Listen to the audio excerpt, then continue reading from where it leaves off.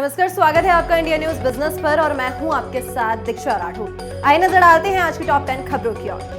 आज 21 मार्च को सोने और चांदी के रेट्स में जोरदार उछाल है। एमसीएक्स पर सोने का भाव करीब 1000 रुपए की मजबूती के साथ नए रिकॉर्ड हाई पर ट्रेड कर रहा है। 10 ग्राम सोने का भाव 66,701 रुपए पर पहुंच चुका है। शुरुआती कारोबार में भाव 66,778 रुपए तक भी पहुंचा था, जो कि अब तक का सबसे महंगा रेट है। चांदी का भाव भी बढ़ गया है, जो कि 1130 रुपए के उछाल के साथ 76,445 रुपए प्रति किलोग्राम पर ट्रेड कर रहा है। शुरुआती कारोबार में भाव 78,330 रुपए तक भी पहुंचा था और चांदी का ऑल टाइम हाई लेवल 69,566 रुपए प्रति किलोग्राम है। इंटरनेशनल मार्केट की बात करें तो कॉमेक्स पर सोने और चांदी की कीमतों में जबरदस्त तेजी देखने को मिल रही है। कॉमेक्स पर सोना $2200 प्रति औंस के पार ट्रेड कर रहा है, जो कि शुरुआती कारोबार में $2224 तक भी पहुंचा था। सोने का ये रेट ऑल टाइम हाई है। वहीं चांदी भी 3% की मजबूती के साथ रिकॉर्ड हाई के करीब पहुंच गई है। आज सुबह महाराष्ट्र और अरुणाचल प्रदेश में भूकंप के झटके महसूस किए गए। ये झटके महाराष्ट्र के हिंगोली में करीब 10 मिनट के अंतराल पर दर्ज किए गए। पहला झटका सुबह 6:08 पर महसूस किया गया। रिएक्टर स्केल पर इसकी तीव्रता 4.5 रही। वहीं भूकंप का दूसरा झटका सुबह 6:19 पर दर्ज किया गया। रिएक्टर स्केल पर इसकी तीव्रता 3.6 दर्ज की गई। महाराष्ट्र के अलावा भूकंप के झटकों को अरुणाचल प्रदेश में भी महसूस किया गया। अरुणाचल प्रदेश के पश्चिमी कामेंग में सुबह 1:49 पर पहला झटका महसूस किया गया। इसकी तीव्रता 3.7 महसूस की गई। वहीं दूसरा झटका पूर्वी कामेंग में सुबह 3:40 पर महसूस किया गया। इसकी तीव्रता 3.4 दर्ज की गई। हालांकि इन भूकंप से किसी तरह के जानमाल के नुकसान की खबर नहीं आई है। अब एल्विश यादव जल्द ही जेल से बाहर आ सकेंगे, क्योंकि पुलिस ने उन पर लगी धाराओं को हटा दिया है। जी हां, 17 मार्च को एल्विश यादव को गिरफ्तार कर 14 दिन की न्यायिक हिरासत में भेज दिया गया था।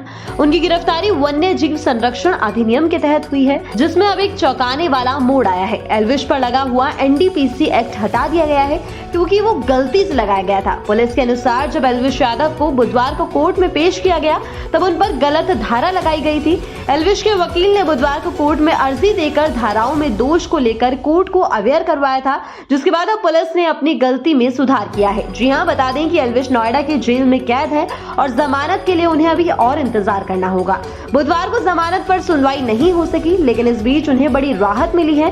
नोएडा पुलिस ने एल्विश यादव पर दर्ज केस में से एनडीपीसी एक्ट की धाराएं हटा ली है। पुलिस ने माना है कि उनसे बड़ी गलती हो गई है और ये धाराएं भूलवश लगा दी गई थी। पेटीएम फास्टैग्स भले ही 15 मार्च से बंद कर दिया है, लेकिन अभी भी आप इसका इस्तेमाल कर सकते हैं। जी हां, अभी भी पेटीएम फास्टैग से टोल प्लाजा पर भुगतान किया जा सकता है। हालांकि इसको लेकर कुछ सावधानी बरतना भी जरूरी है। तो आरबीआई के आदेश के अनुसार users Paytm payment bank account में पैसे ऐड नहीं कर पाएंगे, या यूं कहें कि अपने पेटीएम फास्टैग अकाउंट को रिचार्ज नहीं कर पाएंगे। अगर आपकी गाड़ी में लगे पेटीएम फास्टैग में भी अभी भी बैलेंस बचा हुआ है, तो इसका इस्तेमाल भुगतान करने के लिए किया जा सकता है। वहीं पेटीएम वॉलेट या अकाउंट किसी भी क्रेडिट या लेन देन के लिए बंद कर दिया गया है। तो आप किसी भी तरह की दिक्कत परेशानी से बचने के लिए किसी दूसरे बैंक से नया फास्टैग खरीद लें। वहीं पेटीएम पेमेंट बैंक के फास्टैग को बंद करना हो तो आप पेटीएम ऐप से कर सकते हैं। गूगल ड्राइव की पॉपुलैरिटी किसी से छिपी नहीं है। आज के समय में इंटरनेट इस्तेमाल करने वाले हर एक यूजर का गूगल ड्राइव पर डेटा मौजूद है। इस प्लेटफॉर्म पर फोटो, मैसेज से लेकर बहुत सारा डेटा है। ऐसे में अगर ये डेटा लीक हो जाता है तब क्या होगा? दरअसल गूगल ने एक अलर्ट जारी किया है, जिसमें गूगल की तरफ से एक स्पैम को लेकर सावधान रहने को कहा गया है। कई रिपोर्ट्स में बताया गया है कि अगर आप गूगल ड्राइव का इस्तेमाल करते हैं तो हैकिंग का शिकार हो सकते हैं। भोले वाले यूजर्स मैलवेयर और फिशिंग अटैक के शिकार हो सकते हैं। रिपोर्ट्स के मुताबिक गूगल अकाउंट यूजर को गूगल ड्राइव पर एक संदिग्ध फाइल सेंड की जा रही है, जिस पर कंपनी ने कहा कि अगर किसी को ऐसी कोई संदिग्ध फाइल मिलती है तो उसे स्पैम कैटेगरी में मार्क कर दे। गूगल ने बताया कि अगर आपने किसी संदिग्ध फाइल को एक्सेप्ट करने का अप्रूवल दिया है तो उस लिंक पर या डॉक्यूमेंट पर क्लिक ना करें, नहीं तो आपका सारा डेटा लीक हो जाएगा। वहीं अगर किसी यूजर को कोई संदिग्ध फाइल रिसीव होती है तो यूजर उसकी रिपोर्ट कर सकते हैं। Multinational financial institution JP Morgan की माने तो जेपी मॉर्गन के अकॉर्डिंग लोकसभा चुनाव के बाद भारतीय बाजार में $100 अरब का फॉरेन इन्वेस्टमेंट आ सकता है। जेपी मॉर्गन के एक अधिकारी ने कहा है कि फॉरेन इन्वेस्टर्स पिछले 2-2.5 साल से अपने इन्वेस्टमेंट को बहुत ज़्यादा नहीं बढ़ा रहे हैं। और इसका रीज़न जो है वो ये है कि इन्वेस्टर्स अभी भी एक अच्छी अपॉर्चुनिटी का इंतजार कर रहे हैं। फॉरेन इन्वेस्टर्स की जो स्ट्रैटेजी है, बेसिकली वो स्ट्रैटेजी ये है कि ये डेवलपमेंट बेस्ड पॉलिसी और ग्रोथ के बेसिस पर अपने इन्वेस्टमेंट को बढ़ाएंगे। इसके अलावा आपको बता दें कि प्रधानमंत्री नरेंद्र मोदी के तीसरे कार्यकाल में इस बात पर ज्यादा जोर दिया जा सकता है, इसलिए चुनाव के बाद अगर नई सरकार आती है तो विदेशी निवेशक यानी कि फॉरेन इन्वेस्टर्स जो है वो इंडियन मार्केट में अच्छा खासा इन्वेस्टमेंट कर सकते हैं। राजस्थान के चित्तौड़गढ़ में मंगलवार की रात एक धार्मिक यात्रा पर पथराव हो जाने से लगभग 1 दर्जन से ज्यादा लोग जो है वो घायल हो जाते हैं, जिसके बाद आसपास के एरिया में तनाव फैल गया। मामले की जानकारी देते हुए अधिकारियों ने बताया कि घायलों में से एक व्यक्ति की मौत भी हो गई है। पथराव तब हुआ जब कुछ लोगों ने एक मस्जिद के पास यात्रा निकलने से आपत्ति जताई। विवाद बढ़ने के बाद आपत्ति जताने वाले लोगों ने पथराव शुरू कर दिया।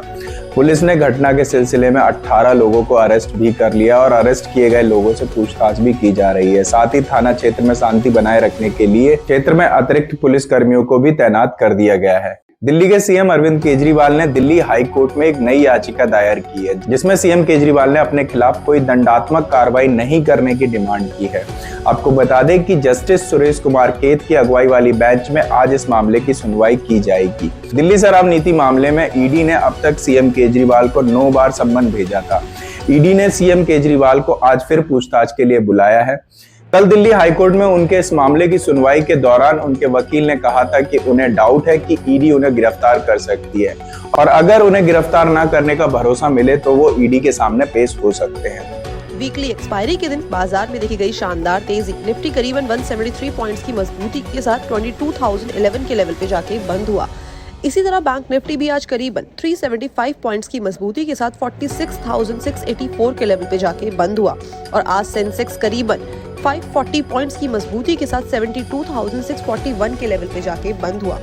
अगर बात आज के टॉप गेनर्स और लूजर्स की करी जाए तो एनटीपीसी करीबन 3.62%, बीपीसीएल 3.59% और पावर ग्रिड 3.38% की मजबूती के साथ आज के टॉप गेनर रहे। भारतीय एयरटेल करीबन 0.71%, एचडीएफसी लाइफ 0.62% और मारुति 0.36% की कमजोरी के साथ आज के टॉप लूजर बने। अगर बात बीएसई के 30 शेयर्स की करी जाए तो आज बीएसई के 30 शेयर्स में से 26 शेयर्स हरे निशान पे जाके बंद हुए और बाकी के 4 शेयर्स लाल निशान पे जाके बंद हुए।